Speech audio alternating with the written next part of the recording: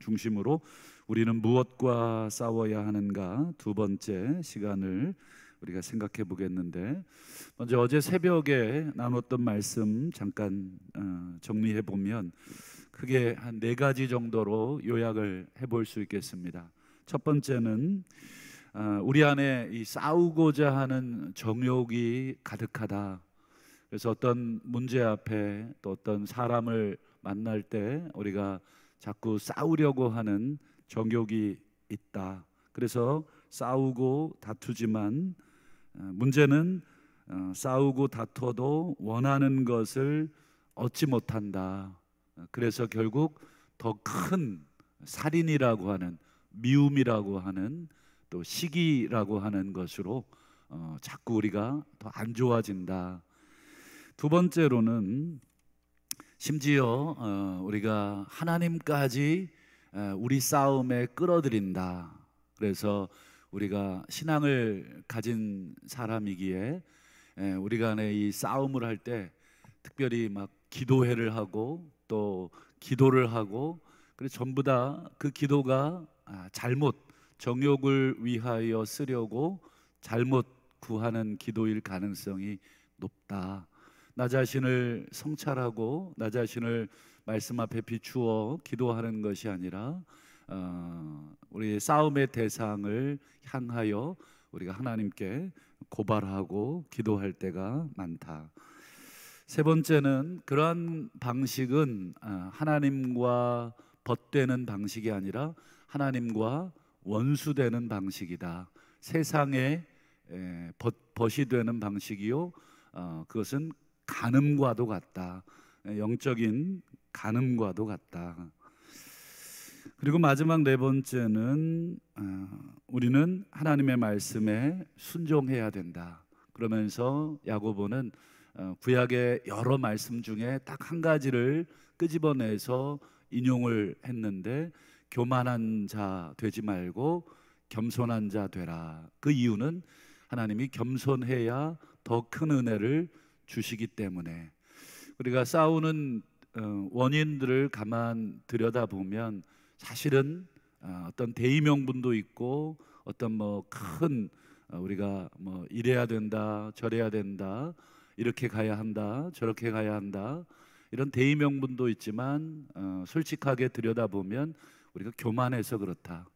우리 하나님 앞에 우리 마음이 얼마나 교만한지를 들여다봐야 한다라고 하는 말씀을 나눴습니다. 그래서 이제 오늘 어제 나눈 마지막 6절 말씀을 다시 한번 보겠습니다. 6절을 한번 보시면 어제 구약의 말씀 한 구절을 인용했는데, 그게 교만한 자를 물리치시고 겸손한 자에게 은혜를 주신다 하였느니라. 하였느니라라는 말은 구약에 그렇게 말씀하였다, 이렇게 이해하면 되겠습니다. 그러면 이 6절의 이 말씀, 이게 하나님의 명령이요, 이게 하나님의 뜻입니다. 그러면 우리는 어떻게 하면 되는가? 그게 7절 상반절인데, 그런즉 이 하나님의 말씀이 이렇고 하나님의 명령이 이렇게 되어 있은즉 너희는 하나님께 복종하면 된다. 이 하나님의 뜻에 우리를 쳐서 복종시키면 된다. 이것이 해법이다. 그러면서 이 7절 하반절도 같이 보실까요? 하나님께 복종하면서 동시에 마귀를 대적하라. 하나님께 복종하는 것과 마귀를 대적하는 게 이 7절 말씀에 함께 언급이 되어 있습니다. 하나님과 마귀가 함께 우리의 마음속에서 지금 어떻게 합니까? 우리를 자기 쪽으로 끌어당기고 있다 하는 느낌을 이 7절 말씀을 통해 우리가 느끼게 됩니다. 하나님은 계속해서 우리에게 이렇게 말씀하시죠. 겸손해라, 교만하지 마라. 근데 사탄은 우리에게 또 반대쪽으로 끌어당기고 있는 것입니다. 교만해라, 네가 옳다, 저 사람이 잘못됐다, 네가 싸워서 이겨라. 이렇게 계속 사탄은 반대 방향으로 우리를 끌어당기고 있습니다. 하나님이 만드신 에덴 동산, 창세기 여러분 보시면 그 에덴 동산에 대한 묘사가 요약적으로 나와 있죠. 이 요약본만 봐도 에덴 동산이 얼마나 좋은 곳인가 하는 것을 우리가 알게 되는데, 여러분 에덴 동산의 원칙은 딱 한 가지 뿐이었습니다. 에덴 동산의 원칙이 무엇입니까? 에덴 동산에서 하나님이 인류에게, 인간에게 하셨던 명령은 딱 한 가지밖에 없어요. 그걸 한번 볼까요? 창세기 2장 16절 17절입니다. 16절을 보시면 동산 각종 나무의 열매는 임의로 먹어라. 동산의 각종 나무니까 모든 나무의 열매는 임의로, 네 마음대로 다 허락이 됐어요. 너무너무 좋죠.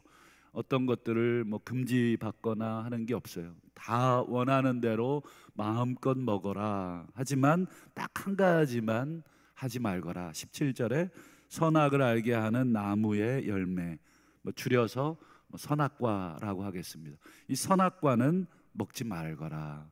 먹는 날에는 반드시 죽으리라. 그러니까 에덴 동산은 모든 것들이 허락되어 있지만 딱 한 가지, 이것만 하지 않으면 됩니다. 이게 하나님 뜻이고 이게 하나님 명령입니다. 이 명령에 우리 인간은 머리 쓸 것이 없어요.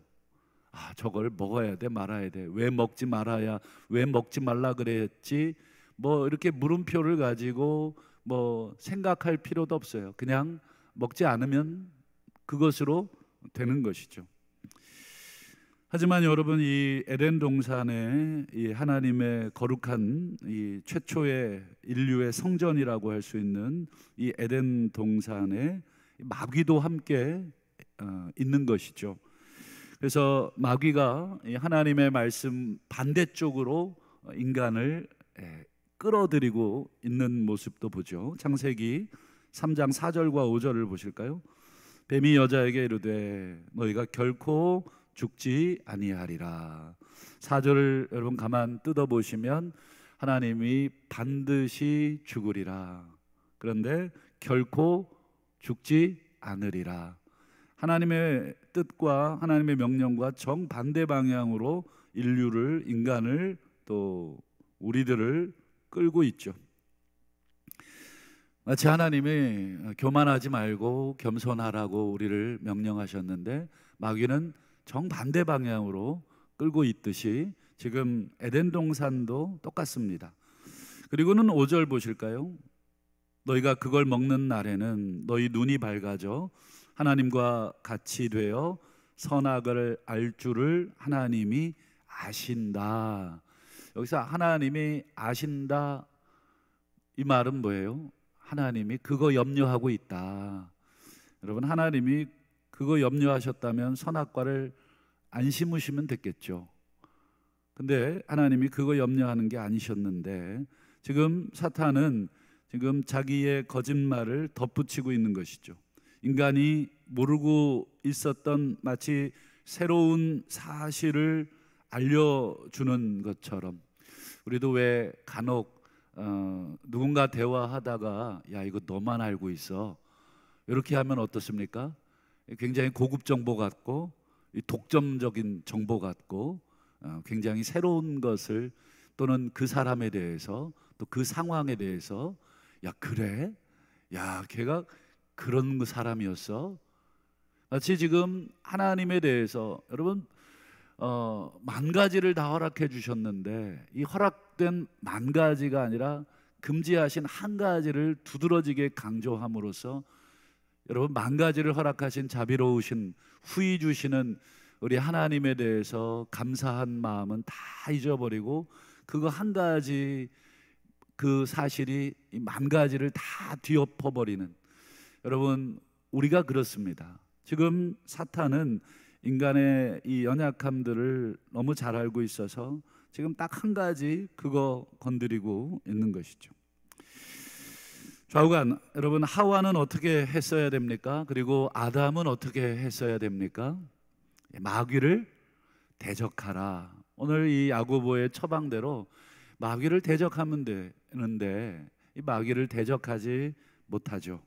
그리고는 오히려 선악을 알게 하는 나무의 열매를 쳐다봅니다. 이 쳐다봤다는 것은 반 이상 넘어갔다 하는 것입니다.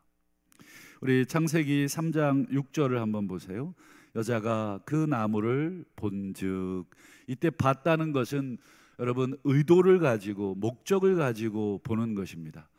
우리말로 하면 주시하다 뭐 이런 뜻이 될까요? 이렇게 이렇게 의도를 가지고 뭔가를 보는 것이죠. 그러니까 새롭게 보이는 것입니다. 선악과가 먹음직도 보암직도 지혜롭게 할 만큼 탐스럽기도, 이 모든 인식들이 지금 새롭게 인식이 되는 것이죠. 결국 그러한 인식이 들어왔어도 아직 기회는 있었죠. 잘라내고 마귀를 대적하고 하나님께 복종하면 간단하게 해결될 문제인데 그 여자가 따먹습니다. 그럼 남자 아담은 어디 있었는가? 여러분, 남자 아담은 어디 있었어요? 일하고 있었나요? 출근했나요? 아니면 자고 있었나요? 성경을 자세히 보시면 옆에 있었어요. 여자가 그 모든 행동을 다 할 때 그 눈빛이 바뀌는 것도 옆에서 지켜봤고, 그리고 손이 가는 것도 지켜봤죠. 손을 쳤어야 되죠. 뭐 하는 짓이냐, 지금 어디를 보느냐, 이렇게 옆에 있던 남자라도 정신을 차려서 혼내거나 막았어야 되죠. 그런데 아담도 그냥 놔둔 것입니다. 결국 아담과 하와는 선악과를 먹게 되죠. 사탄의 거짓말에 속은 것입니다. 사탄의 입장에서 생각해 보면 이 마음을 흔들어 놓는데 성공한 것입니다. 인간의 마음속에 두 가지가 심겨진 거죠. 하나님의 말씀도 심겨지고 사탄의 유혹도 심겨진 것이죠. 정령 죽으리라 하는 그 말씀, 먹지 말라 하는 말씀도 심겨진 것이고, 결코 죽지 아니하리라, 너희가 하나님처럼 될 것이다, 너희 눈이 밝아져 하나님처럼 선과 악을 구별하게 될 것이다. 여러분, 무엇이 옳고 무엇이 그런가를 분별할 수 있는 유일한 존재는 하나님밖에 없습니다. 우리 인간이 판사가 되고 우리 인간이 재판관이 돼서 이것이 옳다 저것이 옳다 우리가 하나님 노릇하지만, 여러분, 인간이 결코 하나님처럼 공의롭게 모든 상황과 모든 사람들을 판단할 수 있습니까?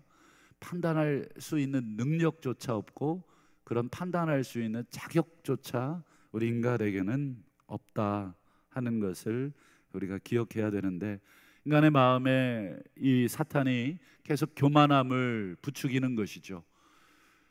하와에게 하나님처럼 될 수 있다, 이게 교만한 것입니다. 우리 인간은 죽었다 깨나도 하나님처럼 될 수 없는데 하나님처럼 될 수 있다는 교만함을 계속 심어준 것이죠. 그래서 야고보는 교만한 자를 하나님이 물리치시고 겸손한 자에게 은혜를 주신다, 계속 하나님의 말씀을 강조하고 있는 것입니다.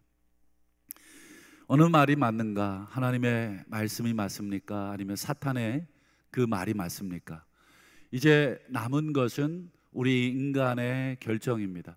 마치 창세기 여러분 3장에 아담과 하와가 겪었던 그 유혹이 오늘 2023년 오늘 우리들에게도 사실 계속 이어지고 있는 것입니다.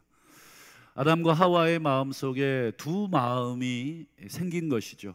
마음이 흔들리는 것처럼 오늘 우리들에게도 두 마음이 흔들리는 것입니다. 여러분, 이 흔들리는 두 마음을 어떻게 해야 됩니까? 이 8절 우리 끝에 보실까요? 두 마음을 품은 자들아 마음을 성결하게 하라. 야고보는 분명하게 알고 있었던 것이죠.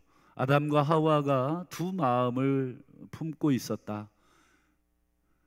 불행하게도 이 두 마음 중에 사탄 쪽으로 넘어진 것이 인류의 불행의 시작이고 또 죄의 시작인 것처럼 이 야고보 공동체, 그리고 오늘 우리 공동체에게도 이 두 마음이 지금 존재한다. 그 두 마음을 정리하라는 거예요. 그게 성결하게 하라, 이런 뜻입니다. 마음을 성결하게 한다는 것은 딱 정하라는 것입니다. 그냥 다른 것 없다, 하나님 외에는, 하나님 말씀 외에는 없다 라고 마음을 결정하는 것입니다. 결론입니다. 그럼 어떻게 해야 우리 마음을 성결하게, 마음을 우리 하나로 묶을 수 있는가? 다시 처음에 명령으로 돌아갑니다. 우리 두 가지를 제시합니다. 첫 번째 9절을 보실까요? 슬퍼해라, 애통해라, 울어라. 웃음을 애통으로, 즐거움을 근심으로. 슬퍼해라, 애통해라, 울어라. 이게 전부가 같은 말입니다. 지금 우리 안에 두 마음이 작동하고 있고, 하나님의 말씀이 아니라 이 사탄의 유혹 쪽으로 작동하고 있는 내 마음이 영적인 간음으로 지금 하나님을 놔두고 지금 사탄으로 기울어지는, 마치 배우자를 놔두고 다른 이성에게 내 마음이 흔들리고 있는 그 마음을 애통해라, 울어라, 슬퍼해라. 이거를 우리가 한 단어로 회개라고 할 수 있겠죠. 회개해라. 지금 너의 흔들리는 마음은 회개해야 될 마음이지, 그걸 내 이성으로 판단하고 무엇이 옳은가 그른가, 사탄이 옳은가 하나님이 옳은가, 여러분 우리가 백날 생각해도 여러분 우리는 유혹에 넘어가기 쉬운 존재들입니다. 그러니 여러분 생각을 멈추고 순종하는 것입니다. 생각이 많을 때는 생각을 멈추고 단순해질 필요가 있습니다. 우리 하나님께, 우리 하나님의 말씀에 단순하게 순종할 때 그것은 하나님을 향해 우리의 마음을 결정하는 것입니다. 그것이 성경의 역사가 우리에게 보여주신 역사입니다. 하나님이 아닌 사탄을 선택했을 때 인류가 어떻게 됐는가를 우리는 성경을 통해서, 역사를 통해서 봤음에도 불구하고 오늘 우리에게 그 문제를 우리가 만났을 때 우리는 똑같이 사탄에게로 우리가 기울어지는 그런 연약함을 우리가 보게 됩니다. 두 번째 처방은 어떻게 해야 되는가? 10절 보실까요? 어떻게 해야 이 나뉘어진 마음이 하나로 뭉칠 수 있을까? 주 앞에서 낮춰야 한다. 사실상 9절과 10절은 같은 의미지만 10절을 우리가 이렇게 표현할 수 있겠습니다. 겸손이라고. 아까 6절에서 교만한 자를 물리치신다, 겸손한 자에게 은혜를 주신다. 하나님 앞에 겸손해라. 다시 너의 높아진 마음, 그것을 낮춰라. 그래야 하나님이 높여주신다. 하나님이 높여주실 때 그것이 진정한 높여주심이라는 것을 야고보가 다시 강조합니다. 말씀을 맺겠습니다. 여러분 우리는 날마다 우리 안에 나뉘어진 마음과 싸워야 하고, 또 우리의 마음을 나누려고 하는, 하나님의 말씀을 반대 방향으로 끌고 가려고 하는 이 사탄과 우리가 싸워야 되겠습니다. 여러분 우리가 사탄과 싸우기 위해서는 여러분 하나님이 주시는 지혜가 필요합니다. 빈 컵에 공기를 빼내기 위해서는 여러분 막 흔든다고 공기가 빠지는 것이 아니라 거기에 물을 채우거나 다른 밀도가 높은 물질을 채워야 그 안에 공기가 빠지듯이, 여러분 우리 안에 있는 이 사탄을 여러분 제거하려면 하나님의 말씀, 위로부터 주시는 지혜로 채워야 합니다. 그래서 마지막으로 야고보서 우리 3장 17절과 18절 말씀을 보면 위로부터 난 지혜에 대해서 열거합니다. 하나님이 주시는 지혜는 성결하다. 성결이고 화평이고 관용이고 양순이고 긍휼이고 선한 열매가 가득하고 편견과 거짓이 없다. 이게 전부 다 여러분 관계적인 언어들이고 전부 다 관계적인 단어들이죠. 성결함, 화평함, 관용함, 양순함, 긍휼히 여겨줌. 이게 전부 다 야고보 공동체가 서로 싸우고 물고 뜯고 있는 이런 공동체에 하나님이 주시는 지혜는 관계적인 언어다. 그래서 18절을 보시면 이 17절을 한 단어로 요약합니다. 어떤 단어로 요약하냐면 화평이라는 단어로 이 위로부터 난 지혜, 하나님의 지혜를 요약해주고 있습니다. 위로부터 난 지혜를 얻은 사람은 화평하게 하는 자들이라는 것이죠. 하나님과 화평하는 것, 그것은 하나님 말씀에 순종하는 것, 또 이웃과 또 화평하는 것, 그것도 하나님의 주시는 지혜를 가진 자들의 특징이라는 것입니다. 화평하게 하는 자들은 화평으로 심어 의의 열매를 거둔다. 성경의 이 의, 구약의 체레크라고 하는 이 단어는 관계적인 언어입니다. 하나님이 아브라함을 보고 너 의롭다 라고 했을 때 아브라함이 하나님을 믿을 때 하나님과의 관계가 바르게 서게 되고 그 바르게 된 관계를 하나님이 의롭다 이렇게 칭하는 것입니다. 그래서 의라고 하는 것은 구약의 용어로 샬롬이 되겠습니다. 아무런 거리낌이 없는 상태, 하나님과 아무런 불편함이 없는 상태, 그게 바로 의의 열매가 되겠습니다. 우리가 화평하게 하는 위로부터 난 지혜를 통하여 우리가 마음을 낮추고 또 회개하는 그런 사람만이 화평하게 하는 사람인 줄로 믿고, 오늘 이 시간도 우리가 위로부터 난 지혜를 기도하시고 구하실 수 있기를 바랍니다.